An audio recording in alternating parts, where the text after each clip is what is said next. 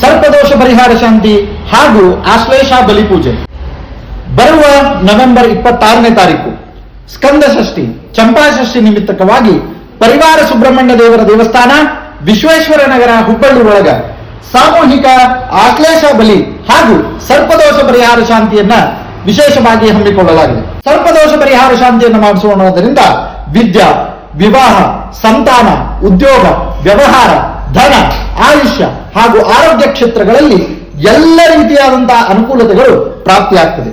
ಮತ್ತು ಪರಿವಾರ ಸುಬ್ರಹ್ಮಣ್ಯ ದೇವರ ಒಂದು ವಿಶೇಷತೆ ಏನು ಅಂತಂದ್ರೆ, ಪ್ರತಿಯೊಬ್ಬರ ಹೆಸರಿನಲ್ಲಿಯೂ ಕೂಡ ಒಂದು ಸುಬ್ರಹ್ಮಣ್ಯ ದೇವರ ಉತ್ಸವ ಮೂರ್ತಿಯ ಪ್ರತಿಷ್ಠಾಪನೆಯನ್ನ ಮಾಡಿ ನಿತ್ಯ ಆ ಸ್ವಾಮಿಯ ಪೂಜೆ ನಿರಂತರವಾಗಿ ಈ ದೇವಸ್ಥಾನದಲ್ಲಿ ನಡೀತಾ ಇರ್ತದೆ.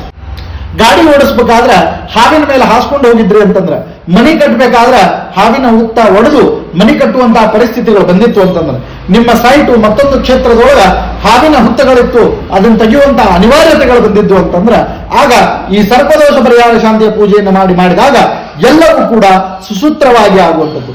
ಇಂತಹ ಸರ್ಪದೋಷ ಪರಿಹಾರ ಶಾಂತಿ ಹಾಗೂ ಆಶ್ಲೇಷ ಬಲಿ ಪೂಜೆ ಬರುವ ನವೆಂಬರ್ 26ನೇ ತಾರೀಕಿಗೆ ಪರಿವಾರ ಸುಬ್ರಹ್ಮಣ್ಯ ದೇವರ ದೇವಸ್ಥಾನ, ವಿಶ್ವೇಶ್ವರ ನಗರ, ಹುಬ್ಬಳ್ಳಿಯಲ್ಲಿ ಆಗ್ತಾ ಇದೆ.